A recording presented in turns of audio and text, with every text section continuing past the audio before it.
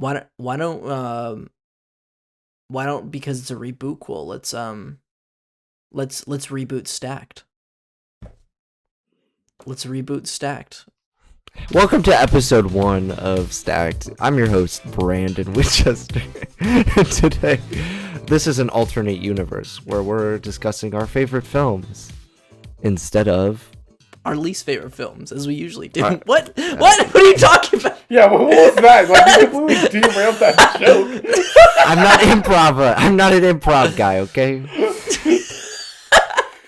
Brandon needs a script. Brandon needs a fucking... Get this man a script. All right. Yeah, welcome back to episode 64 of Stacked, everyone. We got a fun... I could do it, but you want to give another shot? No, I'm good.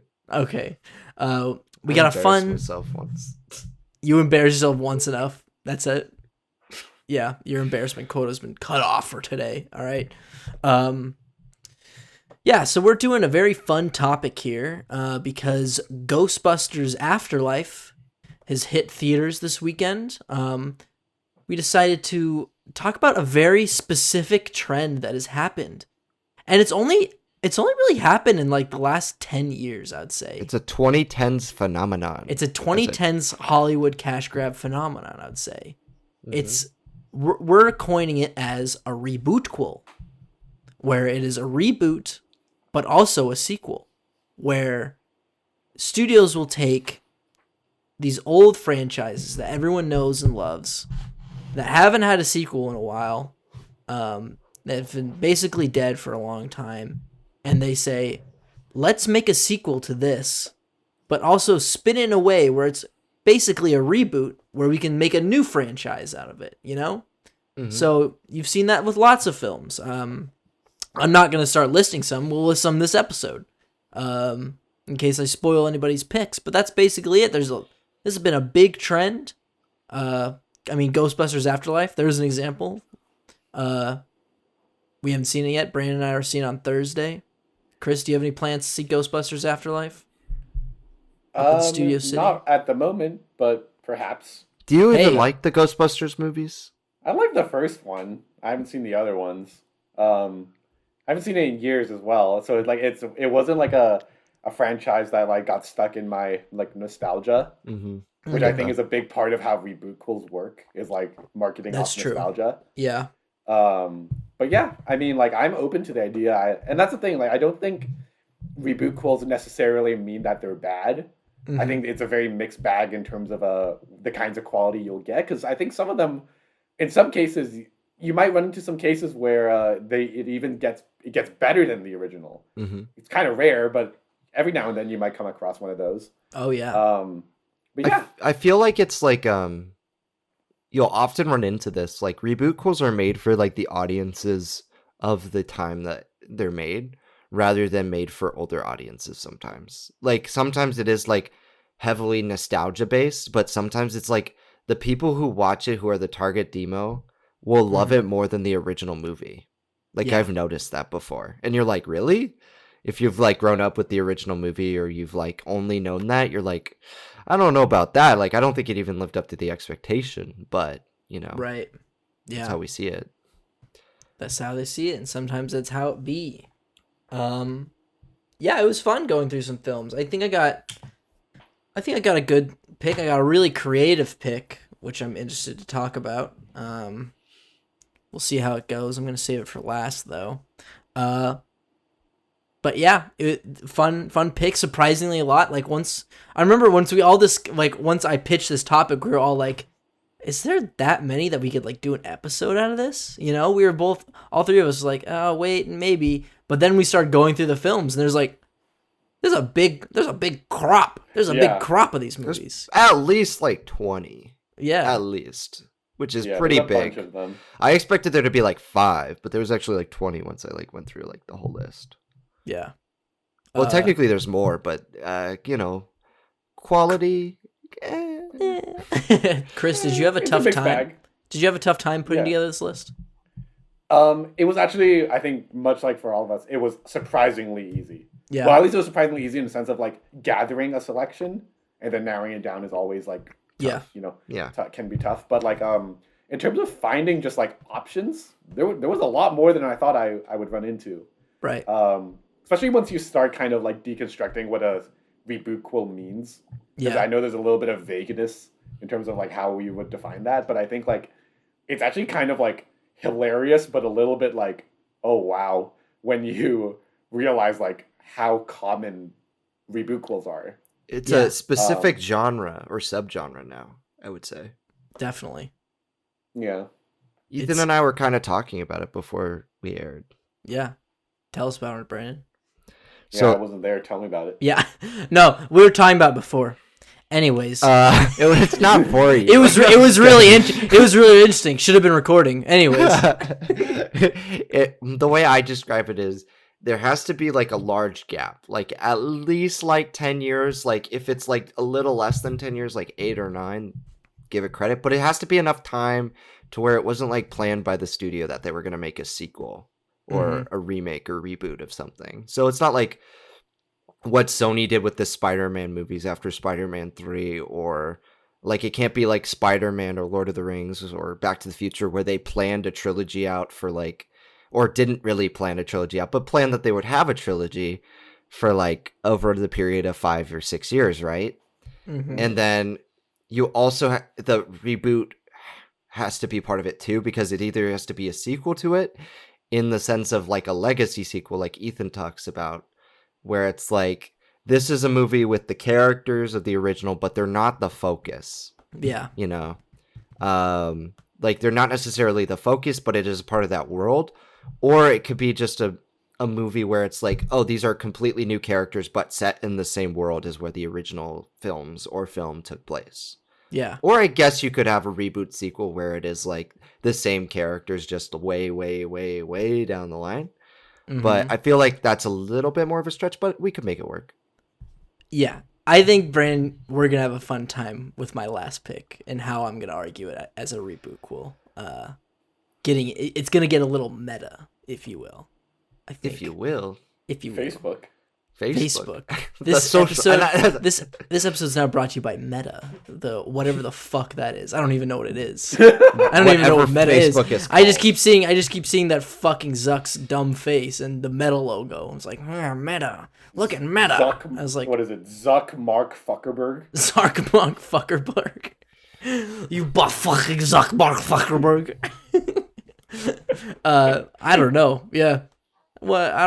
Why are we talking about Meta? Anyways, I don't care. Let's get to the picks, but before, let me run over the rules of the show. Once a week, we set a topic or theme and go our separate ways to construct our own 3-film stack. Then after a week, we come back here on the podcast and share our own stacks 1 film at a time. Then at the end of the show, we'll mix and match our 9 films, make the ultimate decision on what quintessential 3-film stack we are checking out of this hypothetical video store. Yeah, Brandon mouthed the words. He knows it great. Yeah, just perfect. Thank you, Brandon. I'm going first. Me. I've already mentioned this film once before on the podcast, but we never picked it for a final stack. Should say some honorable mentions, actually, of some that have made it to the final stack that we aren't allowed to pick. Mad Max Fury Road, I'd say that's a rebootquel. And Tron Legacy, that is also a rebootquel. Yeah. I don't know. Brandon wouldn't have picked that, but I don't know. Chris and I like that movie. We think it's good. It's okay. It's good fun. Yeah, it's good fun. Good aesthetic. Anyways, this is actually also a movie from 2011, the same year Tron Legacy came out. It's about one of my favorite franchises of all time. You know I'm well. I'm wearing the shirt.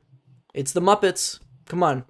The Muppets. I think this is a really great rebootquel because it plays upon the legacy of the characters and how they are coming back into like the modern age and how they have to face with a new audience. It's sort of meta in that way. Thank you, Mark Zuckerberg. It's sort of meta in that way about how they deal with the legacy of their brand and themselves as real people, even though they're not real people. They're Muppets. They're not real. Sorry, people. Kermit's not real. But I wish he was real. I once cried about it. Shout out to that one time. I can't say why, but yeah. First Kermit. Brandon was there. Yeah. First Kermit. First Kermit. Yeah, I mean, I just think this movie's great. The music by oh Jesus, it's Jermaine and Brett from not Jermaine, but Brett from Flight of the Conchords. Why I don't know. Keep forgetting his last name. Anyway, he did the music for Jermaine this Clement? one. No, not Jermaine Clement. The other one is Brett something. Why am I?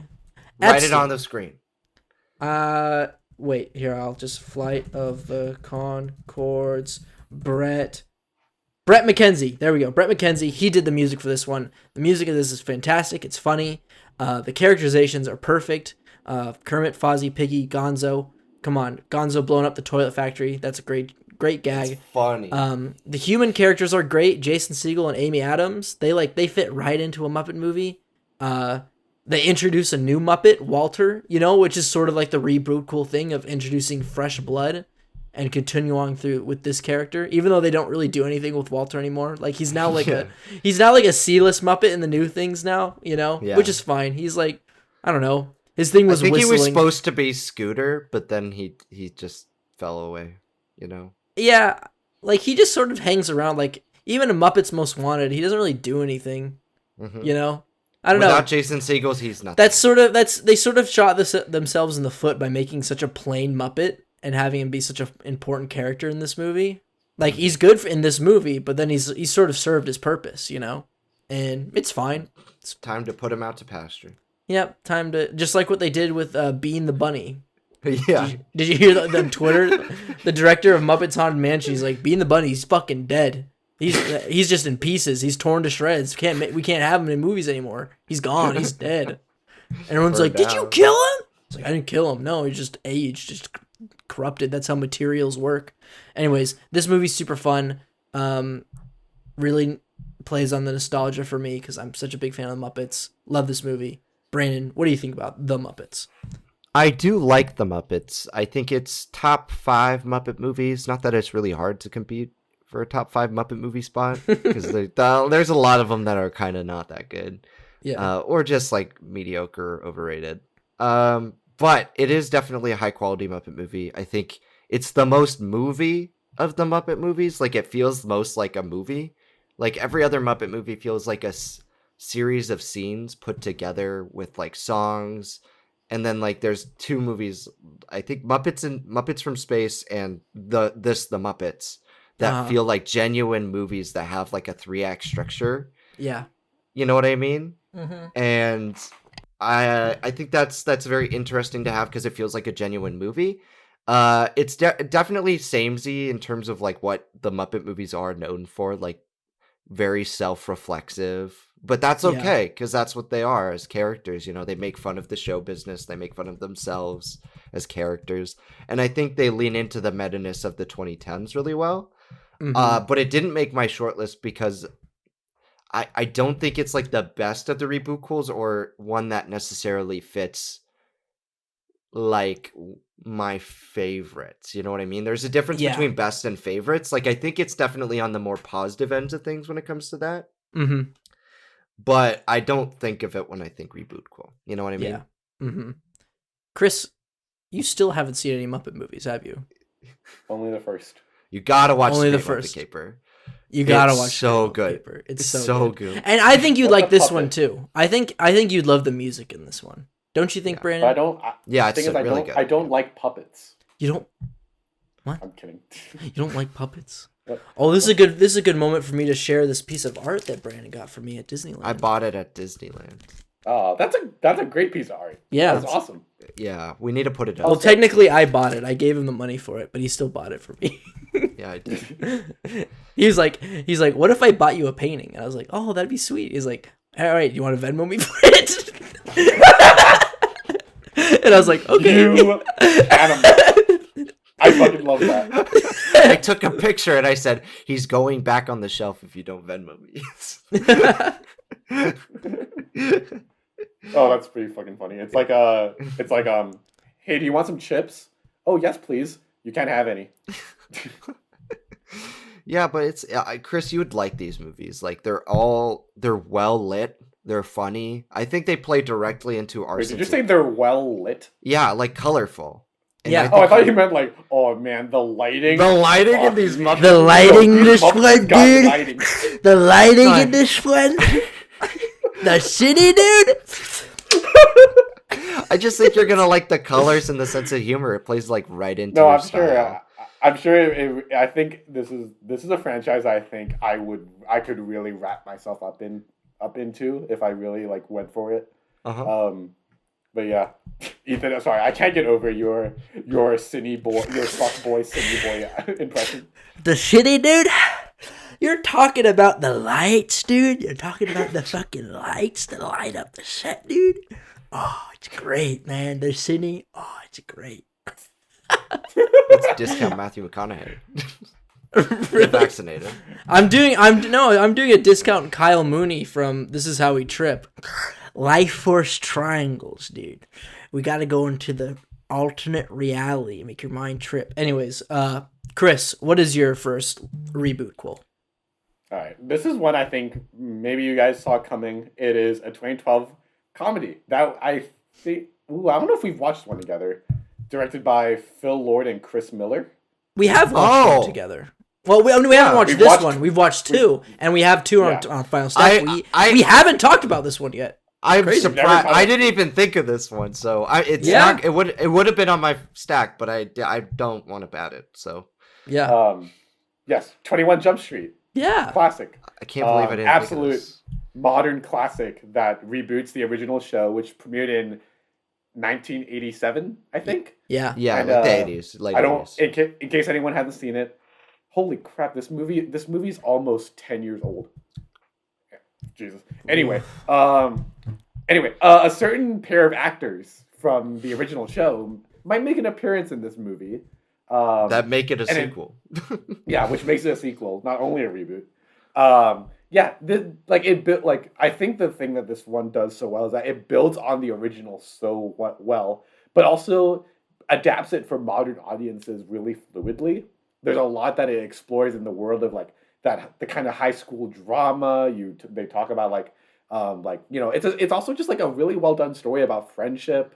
I feel like everybody in our generation knows and loves the jokes that come out of this movie, and Channing Tatum and Jonah Hill have unbeatable chemistry. They're so good together. It's a fantastic movie. It's really stupid and insane. Yeah, but also that's exactly what you need for a movie like this, but the thing is, on top of all those funny ass jokes and a whole lot of fun is a surprisingly tender story about friendship, and it's also a really meta film, deconstructing action buddy cop films. Yeah, you know what I mean? And it balances the comedy and this earnest kind of storytelling, and I think that's something that Phil Lord and Chris Miller really excel at in all of their films. Even in their writing, they're able to kind of find a nice middle ground between absurdity in their humor, but also tenderness in their storytelling. And this is definitely an exemplary version of that. We're all big fans of this movie, but let's go to Brandon first. What do you think? Brandon. I saw this. I love this movie. I remember seeing it. I think I was getting into movies in the late 2000s, early 2010s. And 2012 was a big year where I remember. Yeah, that was a huge year. For me. It was blockbusters, independent movies, awards favorites, all of the above were what I was looking into. And I think it was the first year that I actually went to the movie theater 30 times. And it was before I worked there. So it was spending a lot of money at the Cineplex guys. But my friend had discounts, and I remember buying Letterbox movies with my dad, Redbox. Sorry. Redbox movies, and 21 Jump Street was on there, and I loved that movie. I think it was meta. I think it was one of those movies that captured the modern sense of humor without being too annoying or alienating for younger or older audiences. Yeah. And it kind of is made it a timeless movie. The humor has juvenile portions, but it's also really smart, and it mixes that throughout with meta references to other movies, as well as stupider jokes that you'd find in any stoner college or high school comedy, but it's not relying on drugs the whole time, so it's not the whole time.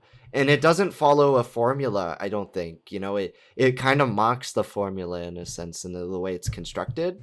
Yeah. And you're right about it being very earnest and like being able to mix that humor and drama like effectively.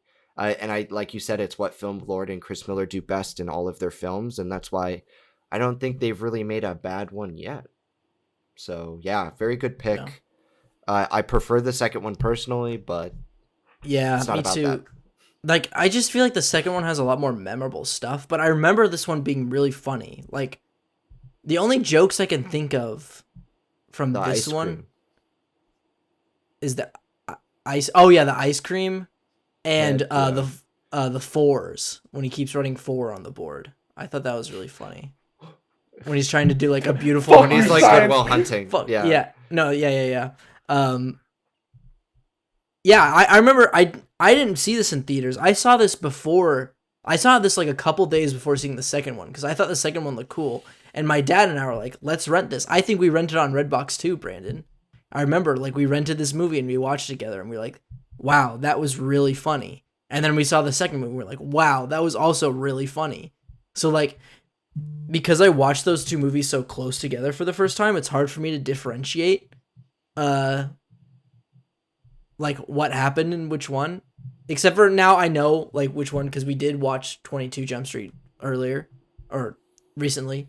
But yeah, this one's really good. It really cemented Jonah Hill and Channing Tatum as like a good duo together. Like it's if you wouldn't have thought beforehand, that those No. two would be a good comedy duo, but like they really play off each other well. It's crazy. And this is the first movie that Channing Tatum did that was like outside the realm of The Step Up Like, movies and Magic the Mike. step. Yeah. Well, no, Magic Mike came out the same year. Oh, really? Okay. Yeah. But it was Big like, year for Channing. yeah, it wasn't like like the typical, like either he was in a romance movie, like a Nicholas Sparks romance movie, or he was playing a dumb guy in an action movie. He was barely in, That's the kind of roles he got before. And now he started to get more comedic roles and dramatic roles thanks to these two movies. And I think we can thank the universe for that. Yeah. Because he's good. Hateful Eight, Yeah, come he's a on, good- guys. good actor. Guys, in that movie? Yeah, but He's also in Smallfoot? Smallfoot.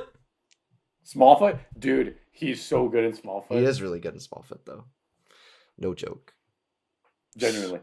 Anyone listening, I want you guys to know that Stack's official #1 movie is No. Smallfoot. Stop it. Get some help. Stop it. Stop saying that shit. All right. Brandon, let's go to your first one. All right. So, Rebootquels and I have like a tough relationship. There aren't a lot that I love, but there are a lot that I either respect or enjoy for nostalgic reasons, and I think they kind of encapsulate the Rebootquel well. So, not a lot of these films I necessarily love. I just really like. There is one that I picked that I really like, but there are two that I'm like, I could go either way, but I still respect them for what they were trying to do, something different, introduce us to this world. So my first film is a 2015 film directed by Colin Trevorrow. I picked Jurassic World. Oh. Yeah. Okay. Yeah, it's interesting. Okay.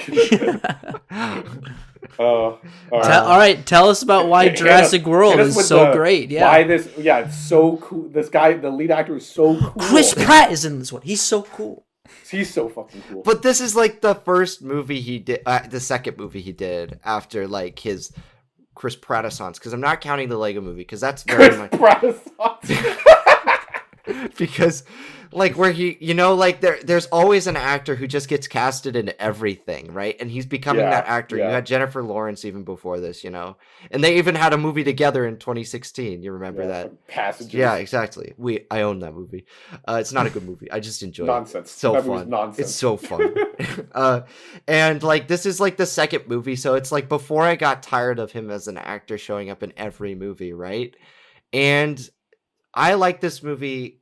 I don't love this movie. I remember liking it more when it came out, but I remember rewatching it and being like, yeah, it's not really that good. But it's like what I wanted from like a Jurassic Park movie to begin with. I wanted to see like a theme park that was open with dinosaurs that people actually attended and like that's super cool to explore in the movie. I don't think they do it nearly as enough as they should. I think it goes to shit too quickly. But I think it is interesting exploring this world that like they create, where it's like, ow, this is an actual operating theme park. There are definitely moral implications that need to be explored here, but there's also things that are like really interesting, like about hybridization of animals and sponsorships from ad space. And it's like the way it plays upon the prequels, I guess, or the original films is very interesting to me. Now, I don't think it's a great movie. I think it's a very enjoyable movie for what it's worth. I hate the sequel to this movie. Oh man. But this one I think is serviceable, and I think it definitely serves what I think a rebootquel does, which is bring new flavor to the franchise. No, I totally get that. I think like Jurassic World is such a funny like movie that came out that year, because it's like, yeah, it very much was kind of, it's a very like, how to put it, like safe movie. You know, they give you exactly what you want. Yeah. And it's kind of hard to dog on that, because it's like, well, they gave me what I wanted. You know, how can I ask for more without like, you know, how can I reasonably ask of more? Because usually it's like you get what you want, and the only other way it can get better is if they really surprise you with something amazing, which I don't expect out of every movie. Especially blockbusters nowadays. Exactly. It's pretty, and like, this was a very fun movie to watch. I remember, I'm not gonna lie, when I watched this, I saw it in theaters it was my first date with my first girlfriend ever. Oh yeah? And yeah, that was I don't want to get into that right now. Anyway, Jurassic World. That is a very fun movie. I think they deliver exactly what you ask of them, and it's a fun time. I mean, really, like it's a total crowd pleaser. I want to watch it more than the other Jurassic Park movies, other than the first one. Usually, I must say though, like you said, Brandon, not a very, very, very well made movie. Like, I think the kids make me want to shove my fist down their throat. One of them should have died. One of them should have died. Yeah, I agree. To I think the little stakes. one should have died. Yeah, anyway. yeah, agree. But like the kids weren't great, but you know, Irfan Khan dying in a helicopter crash. That was. And this is the one with the white dinosaur, the hybrid. I forgot. I don't mind that. I forgot they started doing the hybrids in this one. I thought that was only the second one. No, but the second one does worse. Rex. Because the second, I could go off on the second one. I hate the second. Oh, the first one, it's like part cuttlefish. I forgot, because it can go invisible. It's part a lot of shit. I think the problem is they didn't go horror, versus they went more action based, and it made it more like summer blockbuster pleasing than it was like horrific. Like there were only like 3 or 4 sequences in the entire movie that I could be like, wow, because I was more in awe of like the first Jurassic Park movie because of what Spielberg does to set up whatever it is. But I remember like a big thing, it was like when they revealed Jurassic World in the movie, it's like the iconic shot from the first Jurassic Park movie where they're going through the gates, and then it just reveals a resort and not like dinosaurs, you know, and that's like where the music plays, and you're like, that's anticlimactic, but it's also like kind of. That is funny, yeah. They show us like a swimming pool, and you're like, but to be honest though, isn't that like what the modern world would do or would be? Oh, absolutely. Are you kidding me? You know what the bet your ass to be a Jurassic Park hotel. Yeah, exactly. Do you know what the best part of this movie is? Remember that one nanny who just gets absolutely fucked? Why? She does nothing. She gets so she gets fucked. owned by a pterodactyl. Yeah, and there was such a. And then she gets dropped in the water. And then the thing eats her. It felt like I was watching domestic violence when I saw. I'm like, this is a little excessive. I liked it. To be honest, it was uncomfortable. I was like, what the fuck? She was just doing her job. It was just bold, trying to take care of some kids. No, she was rude. She was rude. Yeah, no, she was rude in the movie. Doing her job, you know. It was bold to do that, though. It was pretty bold. That was like, I was like impressed that they actually went there for like a PG-13 movie, and it was like, okay, that's like the only thing I remember from that. I don't remember anything that Chris Pratt does or anything that Bryce Dallas Howard does. I do think if you revisit it, you'll like it a little bit more than you think in your head. Well, I'm not a Jurassic Park fan to begin with. Like, I think the original is like just a good movie. Like, I don't think it's great. Even though I liked it as a kid, I don't know. Not a dinosaur kid right here.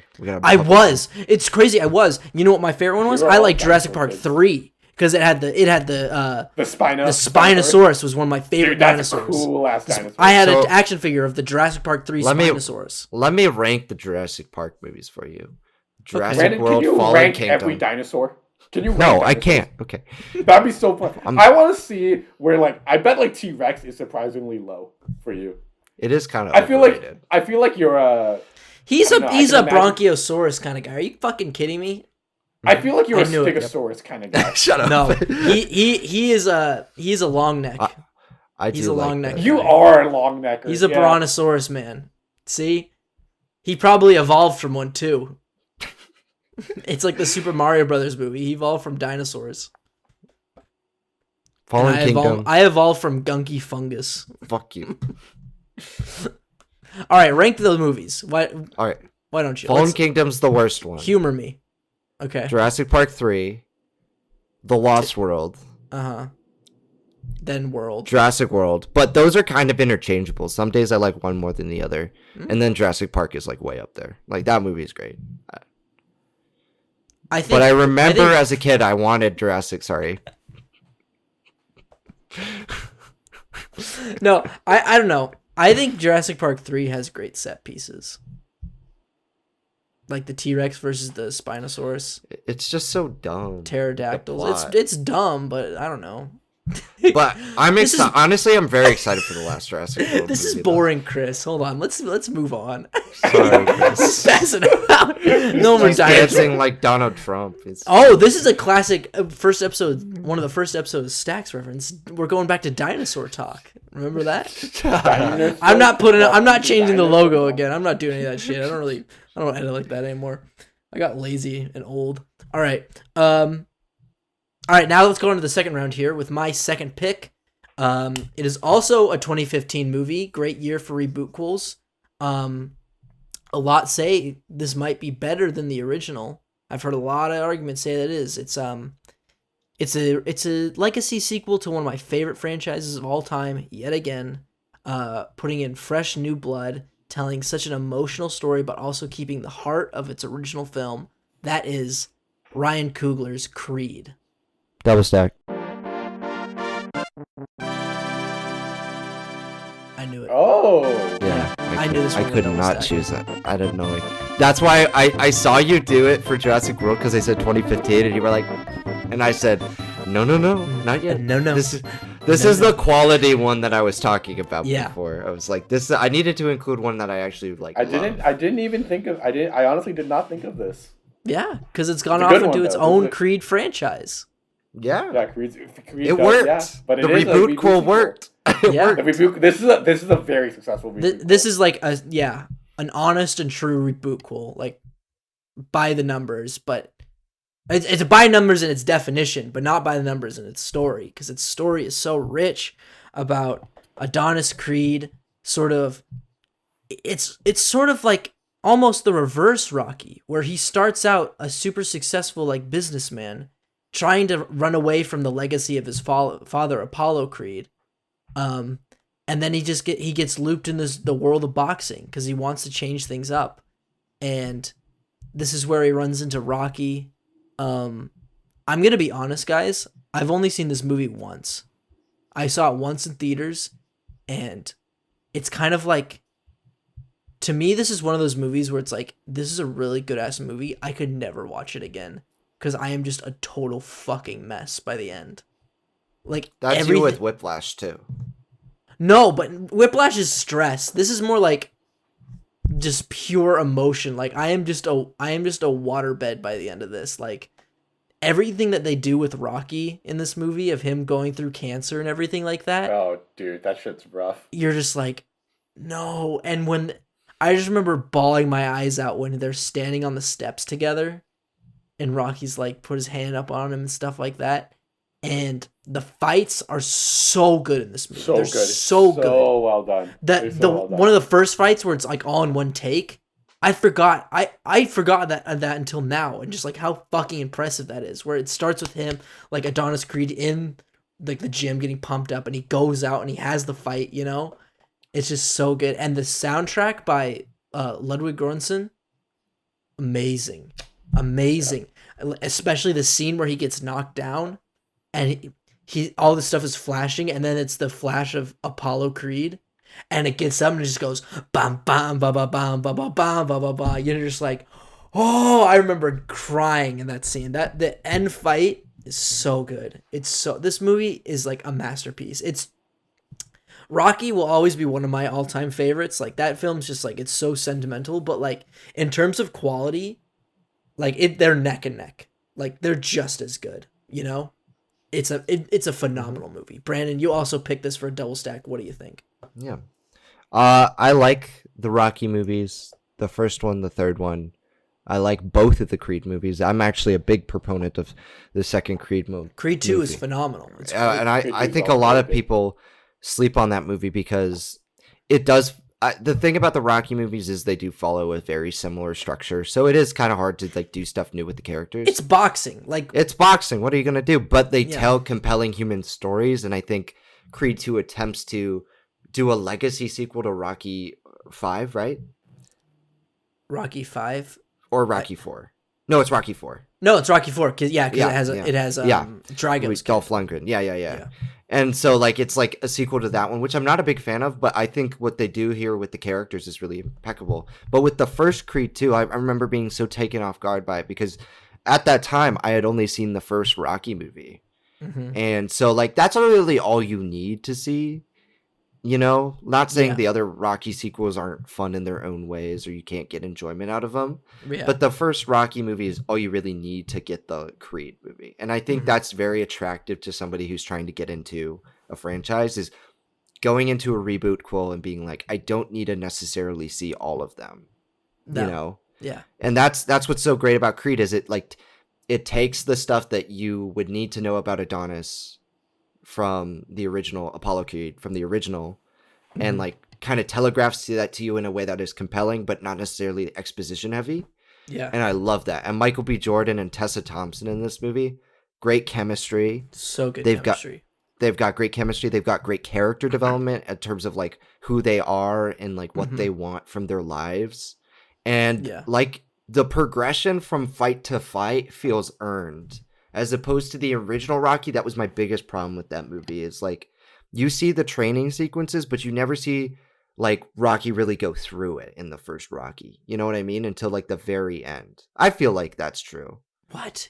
No way. Yeah. Because I get more of the emotional stakes with Rocky's character making the decision of whether or not he's going to be involved in this boxing, this life of boxing, you know, in order to earn his living. And it's focused more on his love life than it is on the boxing. I'm not saying that's a bad thing. That's great for the character development that he's telling. But I feel like here, when they focus on the boxing, I feel like it's more earned because of how beat up Michael B. Jordan gets when he gets to the top fight.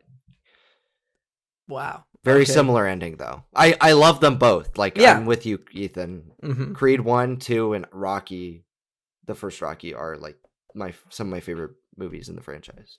Yeah. Chris, what do you think about Creed? So the funny thing about my story with Creed is that I actually saw this movie before seeing Rocky. Oh.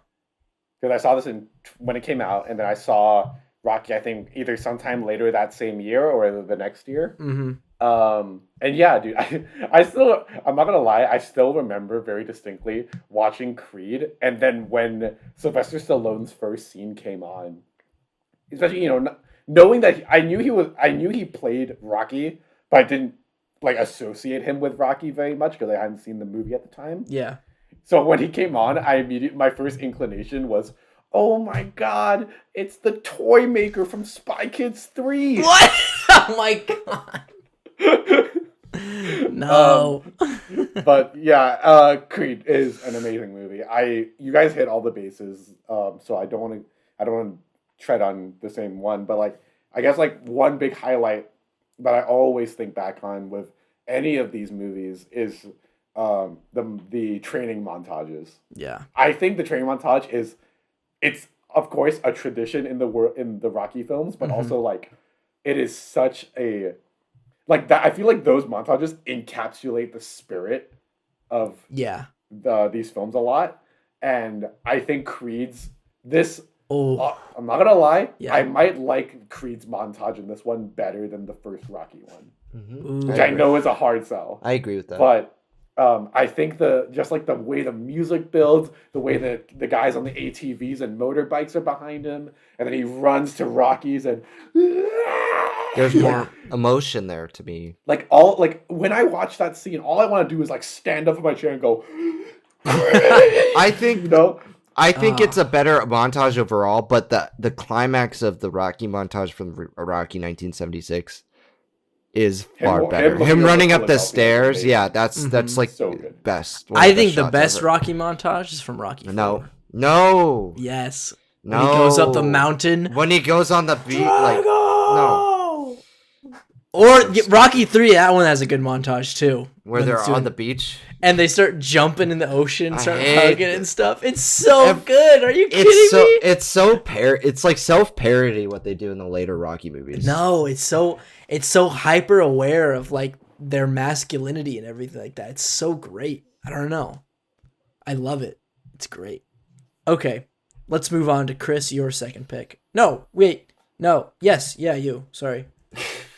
I accidentally put on my show notes. I accidentally put that Chris and I double stacked, but it was Brandon and I. So Chris, you go on your double stack. I mean, Chris, you fucking go. Chris, if we double stack, let's go crazy. My movie is a movie that we have all seen.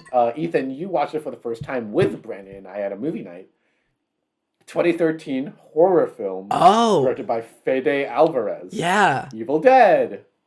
I keep forgetting this is a reboot. You won't know until the very end. I thought about it. Yeah. But yeah. This is. I was like, it's on the edge. The quality of the movie is questionable for sure. I like it. It's great. I like it too. But it is like, a loosely connected sequel to Sam Raimi's original film. Mm-hmm. But Evil Dead, like with this one, they really dial it to 11 with how terrifying it is. It's wildly violent and grotesque.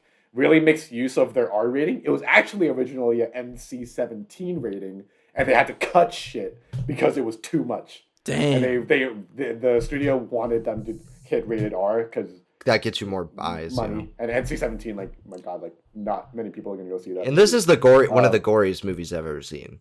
Yeah, same. So. It's very graphic and disturbing. But the thing is, like, I do think for all of its gore and all that, like, it's handled really well. I think, like, Fede Alvarez is kind of an underrated horror director because I think he's really good at just making, like, audiences squirm, in their seats. I got to give it up to the people that made this film. Like, the craft is incredible. Like, it feels like it has that kind of like 2000s kind of grunginess to it, but it's also still kind of like it has that modernized look to it, and it really does. Like, God, this movie's just so grimy. It's so gross and grotesque. But the thing is, you can't help but like kind of be enthralled when you're watching because you're like, holy, oh my God, like you're watching like the most insane shit happen in this movie. Yeah. And yeah, I mean, obviously there are certain elements that are a little one-dimensional when you start to scrutinize things. Mm-hmm. But in terms of like its translation from the original into this more terrifying nightmare that becomes this movie, and like it kind of like goes for this more nightmarish kind of thing rather than like the kind of haunting campiness of the original. It's not that bad. Like it's a pretty solid movie. Mm-hmm. Yeah. Especially if you're into this kind of stuff, I'm sure you'll have a wonderful time with it. Yeah. What do you guys think? Yeah, I mean, I said this on my review on Letterboxd, but like, I've never seen a sort of rebootquel that's like not better, not worse, but I like it just as much. Like, it's just as good as its original, the first Evil Dead. But like, not because they do similar things. I think the stuff in this new Evil Dead that I love in the first Evil Dead is like, it's cranked up to like 1,000, like the gore, the scares. I think some of the creepiest sequences I've ever seen in a film, and I love it. But then all the stuff that I didn't really like in the first Evil Dead, sort of the shallow characterizations and the drama between the teens, I feel like that's also brought up a lot more in this film. Like with the sister's drug problems, you know, and her trying to like her going through withdrawals. I felt that was very, I don't know. I don't think it was handled all that well, if I'm going to be honest. But and like I don't think the actors were all that good. But that sort of does take a back seat in sort of like the spectacle of the horror of this film, you know.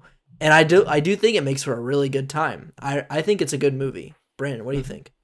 I think it loses the camp of the original Evil Dead, which is fine because I think it goes for a more straightforward horror approach, but in a way that is uniquely refreshing because I feel like a lot of horror movies these days don't have teeth because they're afraid of only playing to one demographic of people rather than playing to the majority, which is why I think ghost movies are so easy to, you know, market because it's very safe. Those movies are like, you don't have to have gore and you can settle for a few fake jump scares and a few real jump scares and you can pump it out to the public no matter what.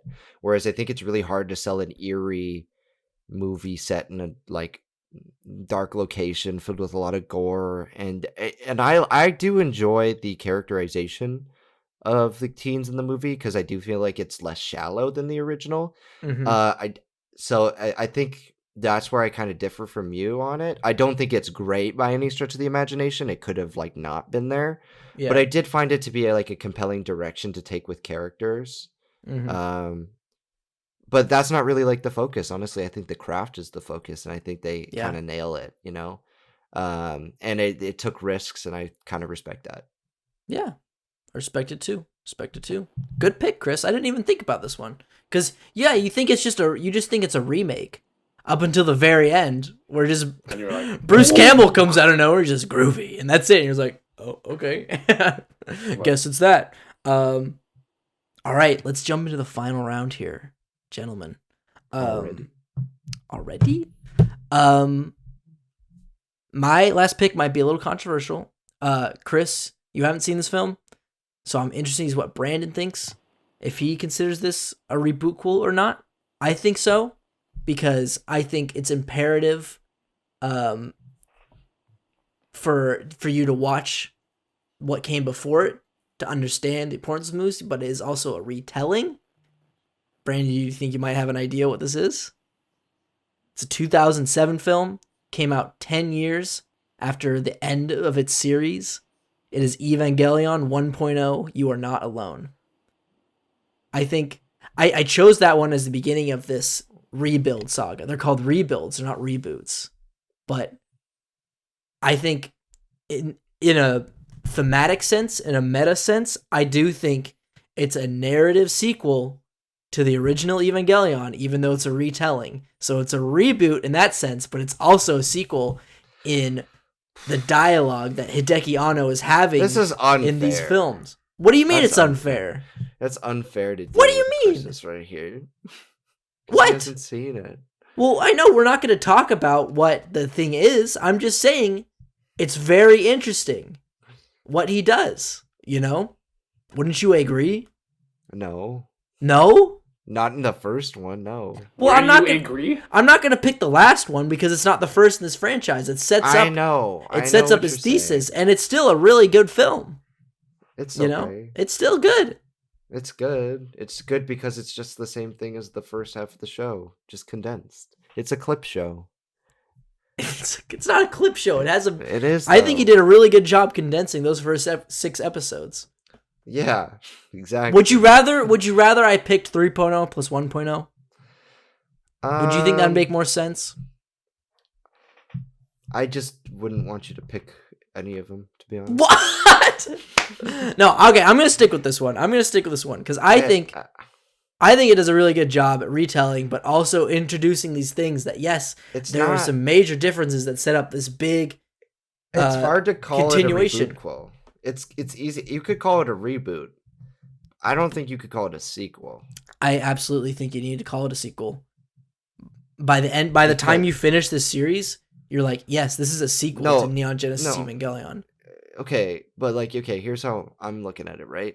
Mm-hmm. Say, let's take Star Wars, for example. I'm Yeah. not saying, because we talked about it at the beginning, like, they're planned, Mm-hmm. but they weren't, I'm talking within the trilogy. I don't think this was planned.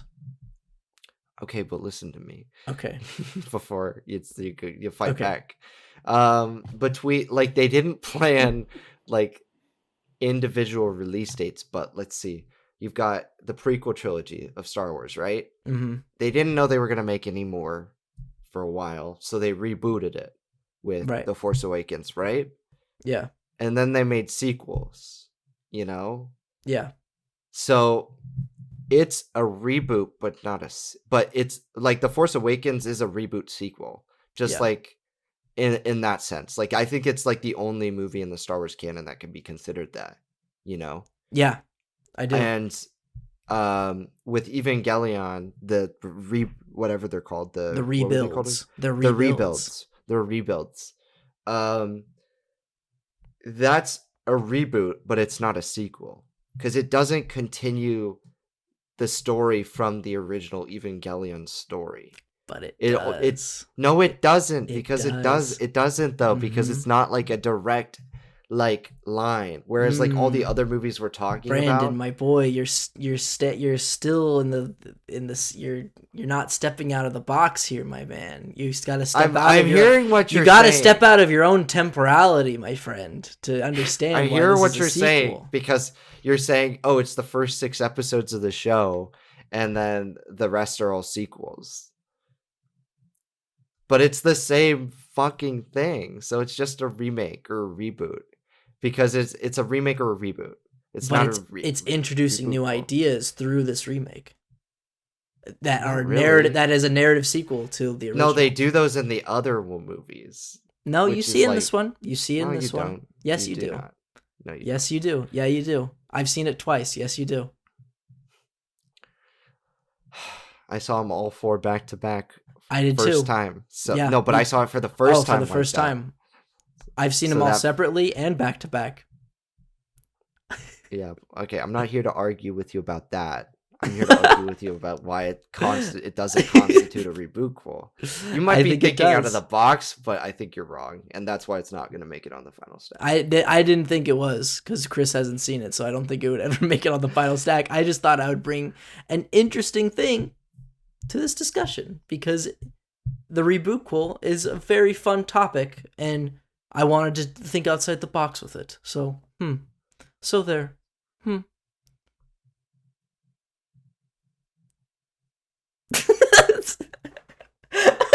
Dude, Ethan. Dude, nice one, man. That did piss me off a lot, not gonna lie. What? Why did it piss you off? Because it doesn't count. What do you mean? You're crazy. Chris, once you see it, you'll get it. You'll get what I'm saying. I have no opinion on this. You have no opinion right now, but when you do see I it, made him mad. I made him mad. What? Brandon's gonna go to Clifford all upset now. Oh, Brandon. What? I made you mad, Brandon. Hey. You ruined the show. I can't. You ruined the show. Come on, man. It's fun. This is a new sort of definition we made. We're shaping it together. And I'd say, come on, use your film studies brain with this one, man. Come on. I'd say it's a sequel. It's a sequel. Now he's just insulting my intelligence. You stupid. Chris, do you have anything to say about this? No. Okay. All right. Let's move on to your final pick. All right. My final pick is one of my surprisingly favorite new franchises that I knew it was doesn't release sequels very often. It is Jake Kasdan's 2017 smash hit, Jumanji: Welcome to the Jungle. Oh! I knew you were going to choose it. I didn't choose it because of that, but not because I didn't want it to stack, but because I just I wanted to not have our show canceled. Not have our show. I wouldn't have picked this. I think it's good, but I just think there are better ones. But yeah, talk about Jumanji: Welcome to the Jungle. So, I genuinely think this sequel franchise is great.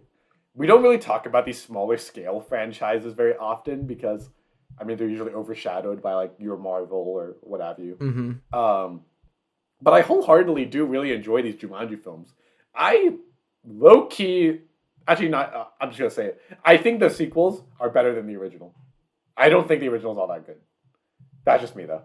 Anyway, yeah, I mean, like this movie is it doesn't seem like a sequel until like the first shot of this movie is connected to that last shot of the original film, where the board game washes up on a beach. But yeah, but the big twist of this one, which I think works really well because it modernizes it and also like brings in a new like adventurous kind of flavor to this, is that instead of creatures coming out into the real world, we go into the game.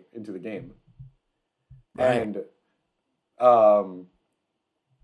and because of that, what you have is this world to play with that's absolutely ripe for adventure. There's so much you can do with that, and the A-list cast is so good in this movie. Good cast. I think this might be, other than as Maui in Moana, this is Dwayne The Rock Johnson's best performance in my opinion. In this one. You don't like his Danny DeVito in the second one. You don't think that one's better? I think he's not, like, it's more of a challenge to play like a character archetype than it is to play, especially for like The Rock. Than to do an impression of a celebrity. I'm sure he's like he has like had fun joking about like celebrity impressions before. But for him to like kind of dive into the headspace of a fictional character, that's really cool. Yeah. And like the thing about like a lot of these actors, right? Like they're going against type. Exactly. Like Dwayne The Rock Johnson and Kevin Hart are like, and Karen Gillan and Jack Black. Like you kind of have like people who have pre-established like celebrity personas. Yeah. But of course, because of the context of the movie, they are playing characters that are not like them at all. Like Dwayne The Rock Johnson, one of the most charismatic, like high energy, fun loving kind of guys, is playing an introvert who has trouble talking to girls. Yeah. Kevin Hart plays like a guy, like he's one of the most confident, like very like outward, expressive, extroverted guys. He plays a guy who has like some insecurity, like a lot of insecurities about himself. Yeah. Now that he's put in the shoes of being a smaller dude. Yeah, and you really do get it's surprising how much like you get to like not only have fun with that and play with these jokes. Like Jack Black as like an Instagram girl, he's the best part. Funny. It's so fucking funny. Yeah. And they really run with it. It feels like you are really like, the movie's kind of structured like a video game, which works really well considering the movie. I don't know, it's just comedic gold for me right there. And I think it's a lot of fun. There's like a bit where like Kevin Hart is like his weakness is cake and he bites into cake and then he blows up for some reason. I don't know why. I think that's the funniest thing ever. It's like playing a Lego game. Yeah. Yeah, it is like a Lego game. At the same time. Yeah, and like genuinely, yeah, it's fun as fuck, and like it's a light, breezy movie to kick back with your friends. It's dumb fun, and that's all I could have asked for from this movie, and they deliver it wonderfully. Yeah. What do you guys think? Brandon? I think it nails the idea of a reboot. Probably the best other than like a Mad Max or a Creed. Because generally those two films follow the same formula. So they're better as sequels that just rebooted their franchise. Whereas this benefits from being a reboot, but is also a sequel in concept to the original. But it updates it for a modern audience.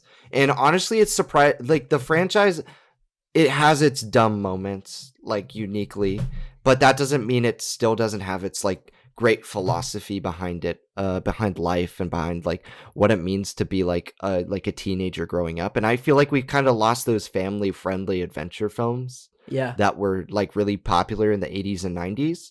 Not that all of them were good, but every once in a while there'd be one that would be like, it would have its heart in the right place, and you'd like, maybe it's a film that people nostalgically love today. Like I think Hook, like most often when I think of movies like that, you know what I mean? Yeah, I do. And somebody could call that a rebootquel. Maybe not me, but somebody. Yeah. Your definition is very specific, so I don't think you would. Yeah. Now he's being passive aggressive. I'm over it. I'm ready to see Clifford.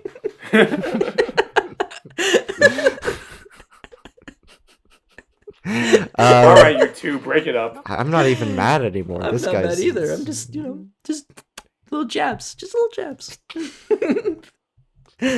All right. Hey, Brandon, make a joke about something Ethan's insecure about right now. Make this really awkward. I could about something, but I'm not gonna, because I don't want to be mean. Oh, wow. Okay. All right. Because he could do the same to me, and I don't want to be hurt. I don't want to be hurt.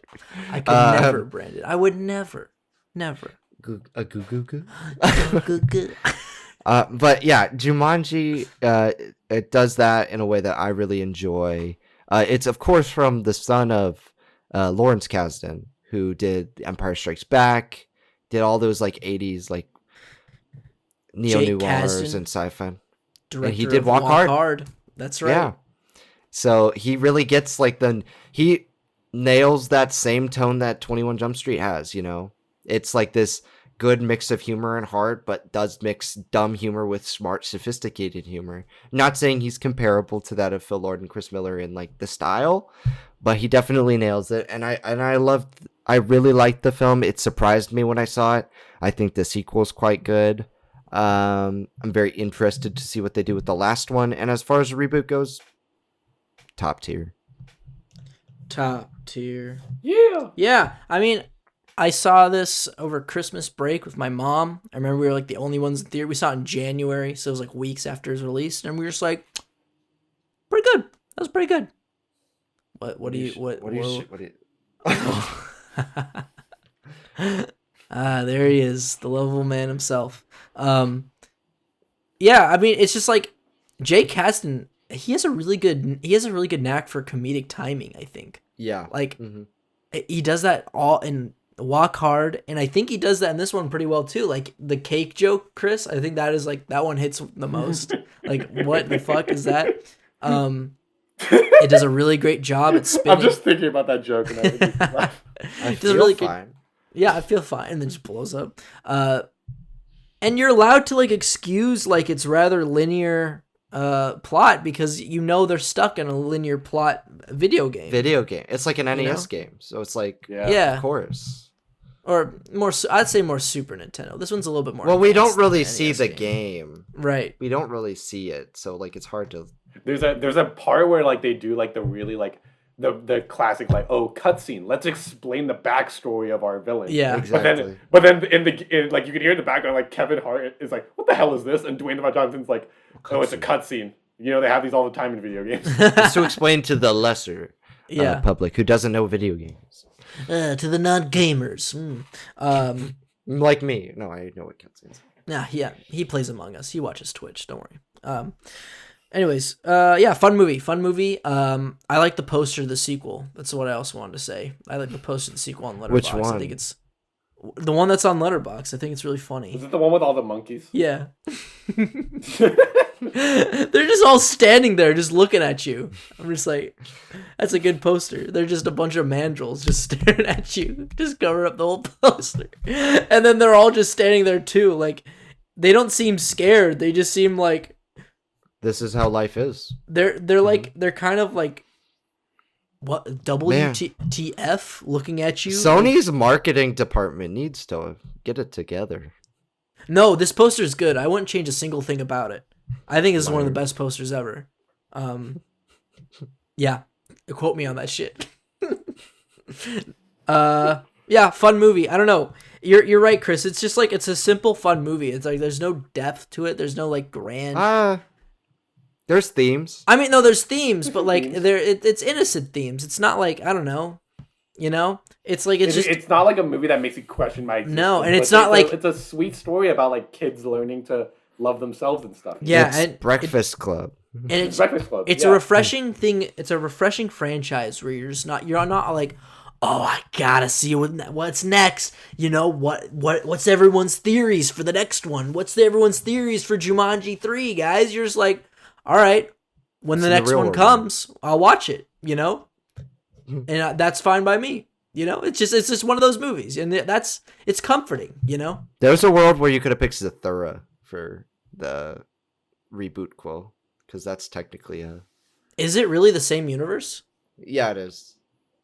Zane. Because the book, it's by the same writer. Oh well, you don't know. And in the same universe. No, you do. Oh, you you make do in the reference book? to it. Oh, and in the movie. Oh, You rewatch it. You'll see. I got too scared in that movie.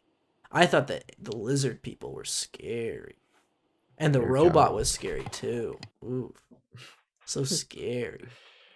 All right, scared. I'm so scared. I'm shaking in my fucking boots. All right, Brand, let's go on to your last film. I had 4 choices to choose from. And I chose, but I wanted to list them since I'm the last one. I can kind of list my honorable mentions. Okay. Prometheus, Ugh. a Rebootquel sequel or prequel, which is interesting. Ugh. You got the Ocean's movies, because technically they did 2 Rebootquels of those. They did the Ocean's 11 movie, which is a Rebootquel of Ocean's 11 from the 1960s. And that's a sequel? I've never seen any of the Ocean's movies. Do they establish that it's a sequel? I believe they establish it's the same universe. Okay. And then Ocean's 8, which is, but not a great movie. I just wanted to make note. It's kind of interesting to have a franchise with 2 Rebootquels in one. True. And then you've got Terminator Genesis, which I enjoy personally, but I know is not a movie that is very good. Oh, so you picked Terminator Dark Fate instead. Yeah, no, I picked another very interesting choice. I picked Doctor Sleep.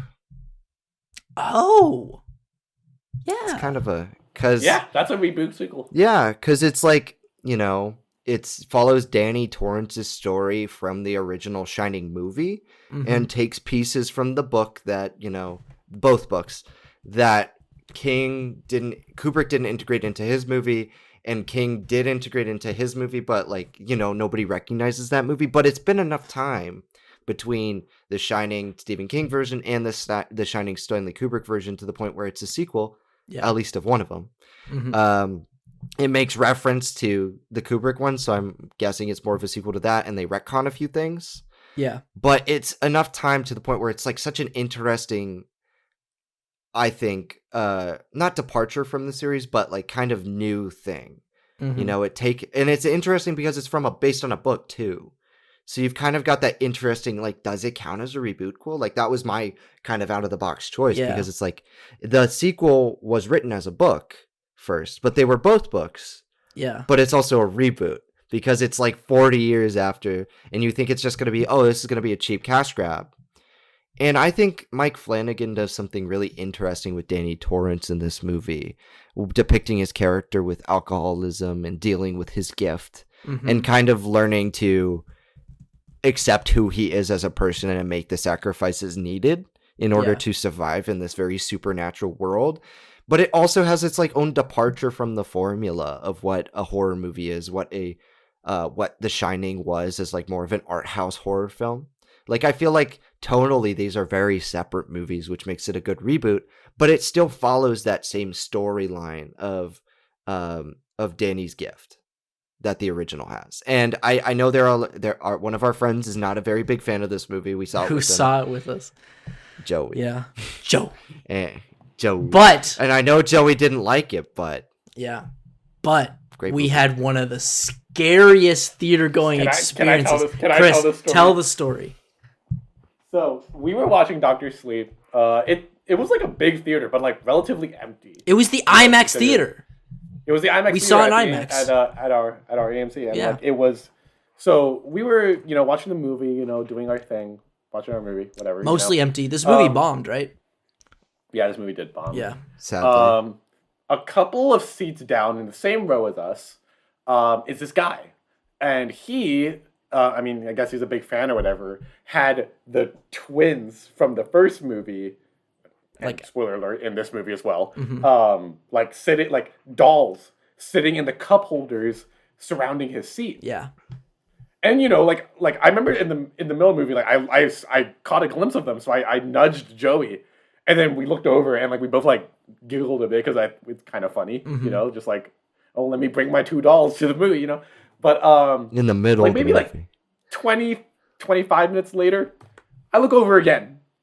He's gone. This guy's gone. The dolls are just sitting there on their own, staring at the screen. And he's gone for a long time. He's gone for a Okay, bit too. but so I didn't notice the guy at first. I didn't notice the guy until he left. Because I was sitting. You and Joey were sitting right here. It was Brandon. Then I was on the far end. You were and the guy, furthest away from I was the furthest away from him, so I didn't notice him until you guys started freaking out that he was gone. So you guys were like, Ethan, look. So I looked over and I just saw those two dolls, and I was like, how the fuck did those get there, bro? What the fuck is going on?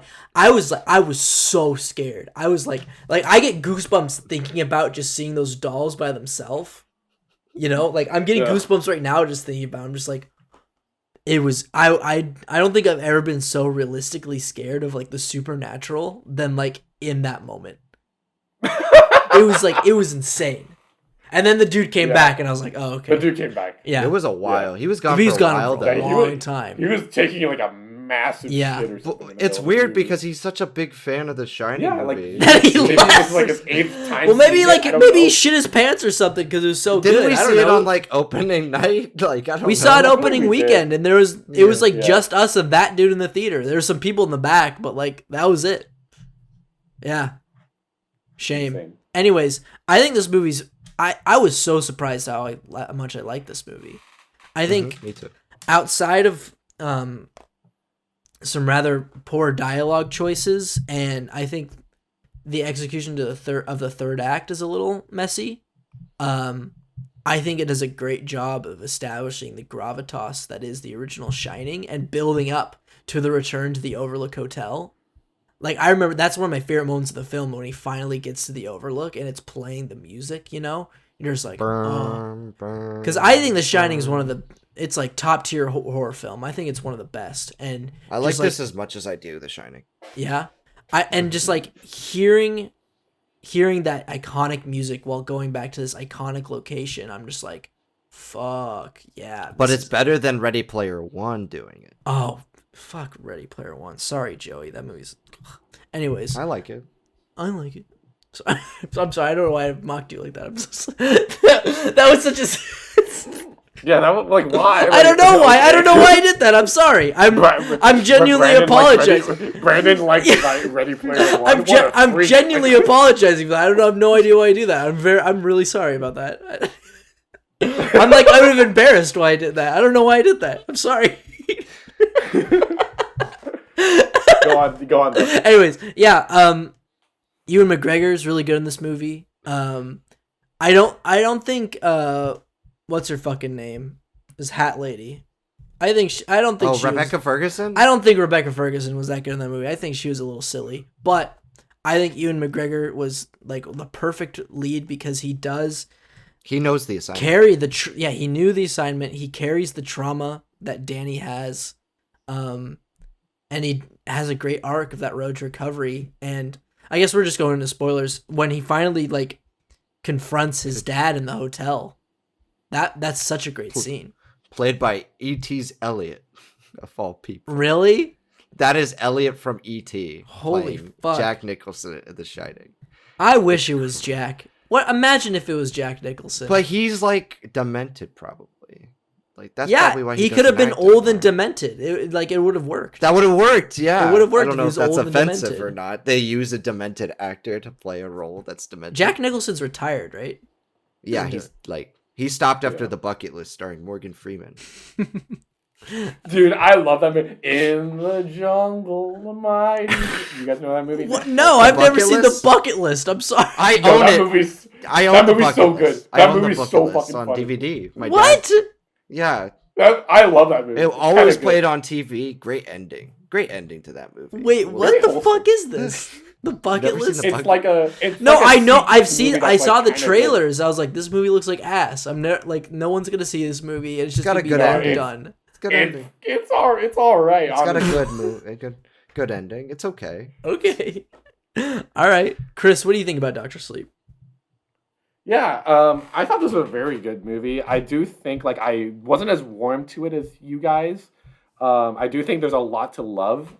I think for me, like maybe I I don't know what it was. There were just certain things in this movie that didn't quite hit for me. But in the grand scheme of things, like it is a very like worthy companion to The Shining. I do definitely think Shining will always kind of be I think like this movie will go down in history as not. I don't think everyone's gonna be like, oh, you gotta go watch the Shining sequel that is Doctor Sleep. Like, yeah. I think people are gonna be like, go watch The Shining, and if you like it, go watch Doctor Sleep. Yeah, but I think because of that, yes, it's a great companion piece to it because it builds on that world and kind of gives you like a little something extra on top of like the mystery that was that first film. Mm-hmm. Yeah, I think it's pretty well done. There are certain elements, of course, that I'm not like the biggest fan of, and also I just gotta say Rebecca Ferguson's in it and she can do no wrong. I liked her in the movie. I thought she was great. I love her. Yo, you know who I keep forgetting is in this movie? Who do you think I'm about to say?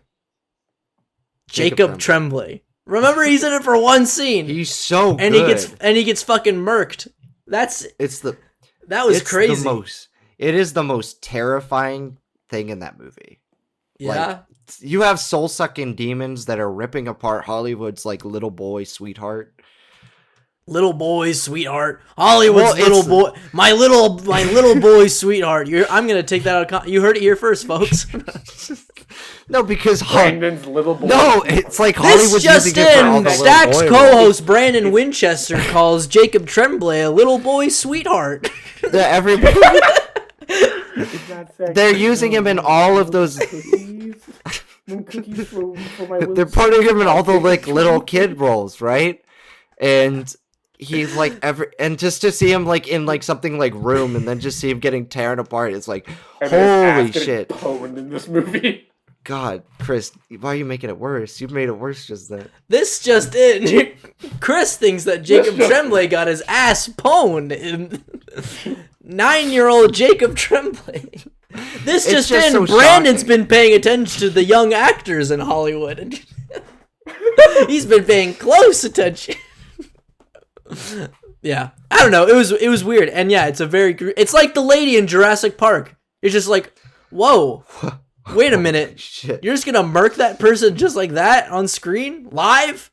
Wow. Apparently he was like so like when they were like, I watched the special features behind it on Dr. Sleep's Blu-ray, and they're like, yeah, Jacob just came to set and he scared the actors like who were like performing because he was doing such a like great job, and he would like keep going after they rolled, and he'd just get up and like walk over to the catering bar with his parents because they were also on set, and he would just have like a normal conversation. They're like, "You guys terrifying." Whoa. So apparently, don't work with Jacob. It's gonna scare everybody. It's gonna scare everybody. Real scary. Yeah. Honestly, though, I'm really excited for the up-and-coming youth actors if they can do that to like scare audiences. You know, what are they gonna do when they're actually like adult actors? Brandon Winchester is very excited. He's quite looking forward to the up-and-coming youth actors. I am, though. I'm excited to see like what. He's excited to see all facets of them. And yes, McKenna Grace. Those two are gonna be like dynamic. You just see dynamic. You might say. All right, that's enough. We're cutting it off. All right, great picks, everybody. Lots of we only double stacked once. I thought it was gonna happen a couple more times, but we got some unique picks here, to say the least, especially for me. Anyways, let's go down the list. So, my films were The Muppets, Creed, and Brandon's favorite, Evangelion 1.0, You Are Not Alone. Chris, what were your movies?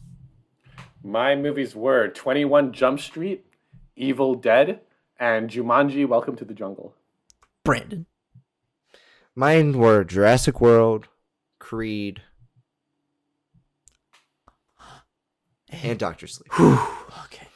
I just had to have you give the dramatic pause. The dramatic pause. Lots of dramatic pauses this episode. Everyone's gonna be like, "What the fuck happened? Did the audio go out? Did Ethan fucking edit this episode well? Yes, I did. We're just being dramatic this episode for the Rebootquels. All right, fellas. So Creed, that's a lock. Yeah, Yeah. As it should How do we want to structure this? Like, do we be. want I need a blockbuster on there because I don't think Creed's a blockbuster, and I think we go with Jumanji. I'd be okay with Jumanji. I think that's a fun and creative rebootquel. Yeah, I think it does both because it reboots and it's like a semi-sequel. Mm-hmm. If Robin Williams was alive, Robert Williams. Robert, I know him personally. Old Bob Williams. Bob Williams. Yeah, Jumanji's great. Let me see. I think now it's a toss-up. I think we should put 21 Jump Street. Comedy. We already... I didn't think of it. It would have been on my stack, but I didn't think of it. So see, I think that's a good reason. It would have double stacked. Yeah. So I think I think Jumanji. Honestly, if I was being honest, Jumanji, 21 Jump Street, and Evil Dead. No, not Evil Dead. What? Crazy. Creed would have been my 3. Really? Yeah, that would have probably been my 3, but I didn't think of the 2 other ones. Or I did think of Jumanji, but I didn't want to pick it. I think it's a solid 3. Yeah. Wait. Yeah. What, are you checking the final stack log to see if we... Did we pick Jumanji for gamer movies?